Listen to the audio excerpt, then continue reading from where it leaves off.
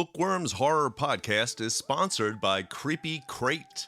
Creepy Crate is a horror and true crime subscription box filled with spooky collectibles, macabre accessories, and terrifying goodies. Each bi-monthly box is filled with over $85 of terror and includes at least one horror or true crime book.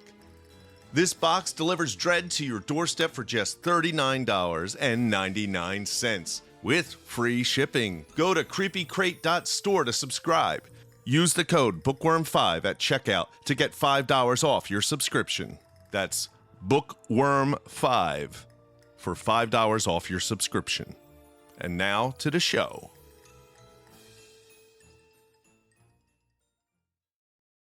Welcome to Book Worms Horror, the podcast that offers you tips on writing, especially in the horror genre. My name is James Ippoliti. I am the host of the Real Demons of Pop Culture podcast. This week's episode is all about an American werewolf in London and the story of werewolves. If you haven't yet picked up Book Worms Horror Zine, you can get it in the Etsy link in the show notes. There are only a very little amount of issue 1, the premiere issue, left at a discount at $5 with free shipping. But issue 2 is still available, so go to the show notes, check it out. In this week's episode of Book Worms Horror, I talked to Regina about our inner critics and trolls. This is part 1 because we had a lot of things to say. Next week we'll have part 2. Regina is a Waddy Award winner for Best Horror Novel, as well as multiple screenwriting awards, including a Webby honoree. Regina is also the contributing editor of the best-selling Local Haunts, a horror tube anthology. Find Regina and her alter ego, Batilda, at her booktube channel, Regina's Haunted Library, and on her blog, rstclair.com. Regina and myself are the editors of the Book Worms Horror Zine, and since we're seeking great horror fiction for bookworms, we created this weekly podcast to offer writers quick tips on writing for the genre. Find all our links in the show notes. Now let's jump into my conversation with Regina as she speaks with me from her haunted library.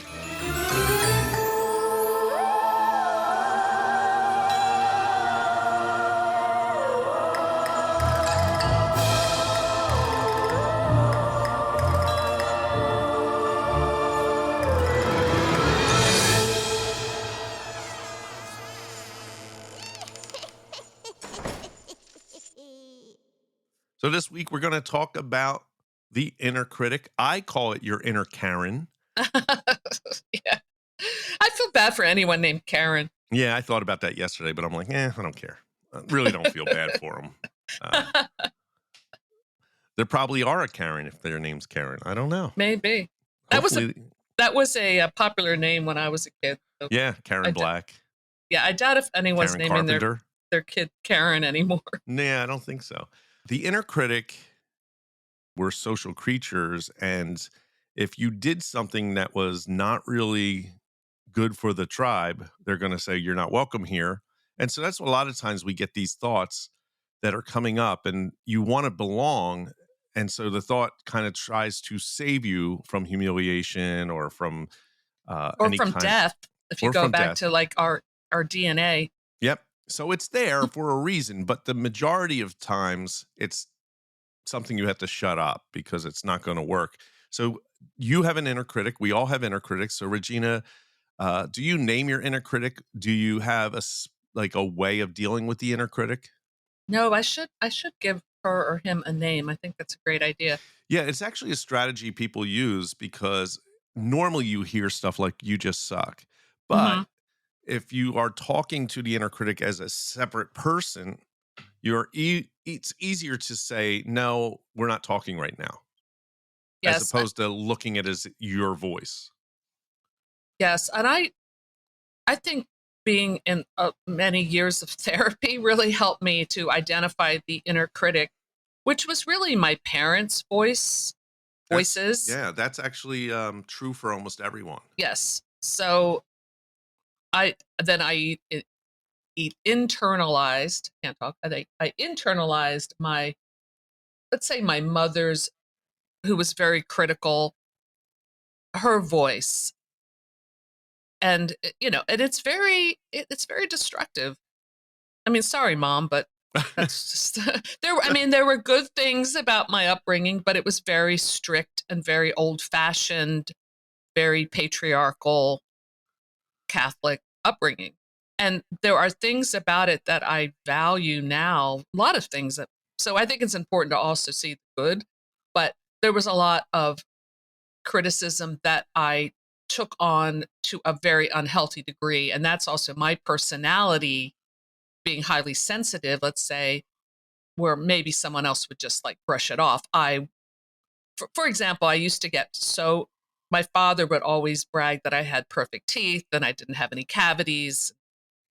It was a source of pride. And then when I got my first cavity, Mm, I literally, like, when I don't know how old I was, I don't know, 8 years old. I literally went into like a complete meltdown panic, thinking that I wasn't going to be loved anymore. It's that mm. kind of thing. Like, if I didn't have perfect teeth, like, because he, it's an obvious story, but that just shows the child's mind doesn't reason in the same way an adult's mind thinks about it. So I had to really unpack a lot of that just in my personal life. So I'm pretty aware of the sound of that critic voice. Not to say it doesn't catch me off guard sometimes, because it still does, but I can identify it a lot better now than I used to be able to. Instead of thinking this is reality, or this is me, it's like, no, it's a voice and I can separate myself from it. Does that Have, make sense? yeah. Has using social media ever influenced that voice? Like, there was an artist on the new Instagram threads who was like, I'm turning off comments, and I was curious, so I went and looked at the artwork, and like, beautiful artwork. Hmm. And this person just got torn apart Oh, and was wow. crying, and they were mocking, like, people were being so mean. And it's the same trolls that have no picture, and they have no name. It's like user 754321. Right. When you started using the internet to promote yourself, was that difficult? Not technologically, I'm saying, like, in Yes. And I think that we've all been now molded by that back and forth exchange, where I don't feel like I open up on the internet anywhere near where I used to when I was first using it. I remember posting long confessional Facebook posts, and I would get a lot of crap for it. And then it would be like, why am I being so honest? This isn't working. Okay, I'm just going to hardly post anything now, or just post things that are very surface. And this is what I'm doing. I don't bare my soul, which probably isn't a good idea anyway, to be an oversharer. Well, it's sad because some of these social media gurus, or whoever they are, who like want to preach it, they're all like, "Oh, your audience needs to know the real you, and you got to be authentic." And yes, that's true. I don't think you need to bare your soul. I think obviously people want authenticity, but they don't need you opening all your wounds. No, And nor, and they probably don't want, exactly. it's not healthy. I think, and just my theory is, save that for your work, Yes. save that for your creativity. And if you need to hide behind a pen name or a character, that's perfectly valid. And that's what the creative process is all about. The creativity is all about expressing your thoughts, your feelings in a way that people can relate to it on some level and get something from it. You don't have to do that in a personal way. I mean, you can, but I learned that it's probably not the best idea. And I'm okay with keeping my personal stuff to myself and I, inflict it on my loved ones and that kind of thing. yeah, I believe social media exasperates the inner voice to the point where it gets louder. and Mm, and because of the the wanting of likes and views, that if you post something, and I'll tell you, I have been doing this long enough to know that none of it really matters. I literally put stuff out there that I think I put time into. I thought it was a very good post, and I get a couple views. The Mm. most popular thing I ever posted, it was on TikTok, and I didn't say a word. I was just doing a reaction of just listening to another video, and literally over 1 million views. Wow. And I That's did amazing. nothing. I literally did no work for that. And Well, there's no there you rhyme or go. reason to it. And also, do I want, you don't change, like, you're not all of a sudden an overnight success. But I think the inner voice is looking at it and saying, if you're not getting views, you suck, or you didn't do a good job. If you are getting views, then you might say, oh my God, and you're going to start taking off. It doesn't work. None of it works like that. And so my way of dealing with the inner voice is, well, meditation. Actually, I've started Okay. doing that, and it's been really working well, because you're able to recognize when your mind starts to wander and bring it right back. And that has been something I've been doing for a few weeks now, and I'm seeing the benefits. Hmm. Awesome. Yeah. Um, but I know now that with social media, I create a post and I'm not online. I create it, I put it up, and I go turn off it and go about my business and I let it do its thing. I think that's the healthiest way to There's do it. no, yeah, the other ways are so unhealthy. And yes, I also think that you can schedule time to go on. There's a danger here. Like, I do like to interact with people, Hmm. but if you look at your comments, you may see something that upsets you. Yes, I mean, having a YouTube channel, I, I've gotten. It's interesting if I really look. I honestly don't look at my. I notice if I reach like another 1,000 subscribers, like I'm inching my way towards 4,000 subscribers, which I'm like, woohoo, Yeah, it's very But good. but and I do read my comments and I do usually respond, and I'm pretty lucky, which I haven't gotten too many mean or troll kind of comments. But if I were to just chase my highest views, I don't think I would be happy doing that. Does that make sense? Yeah, if you chase your highest views, then everything that isn't that is going to bring you down. Yes. And And and I've seen people's channels grow really rapidly because they're chasing trends, and that's their choice. But I'm happy doing my channel where I'm just doing videos about the weird stuff that I like, and I'm thrilled when people like it too. And right.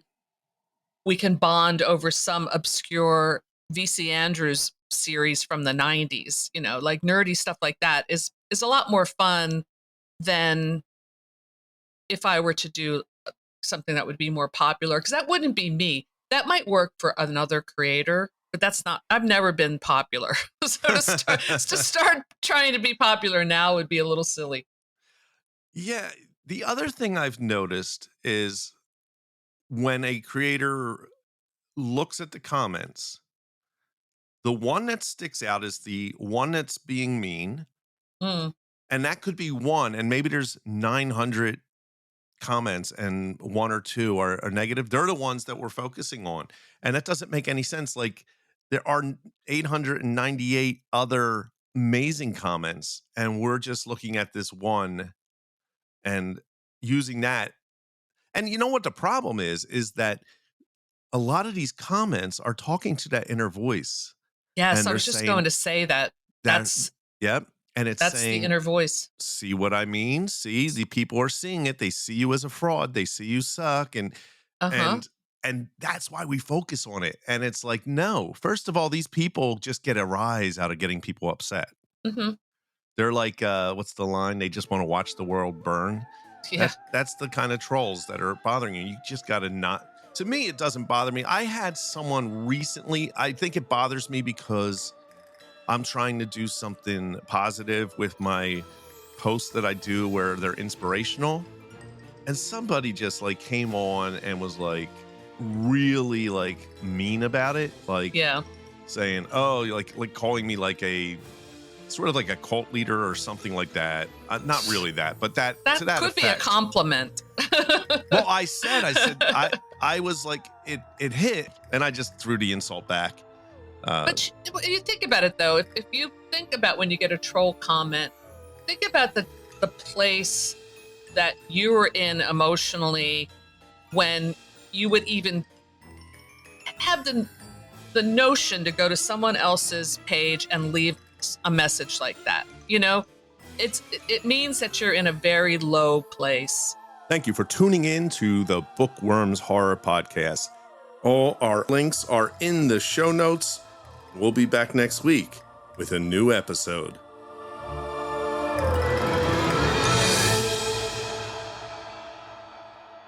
Book Worms is a Guerrilladelphia production.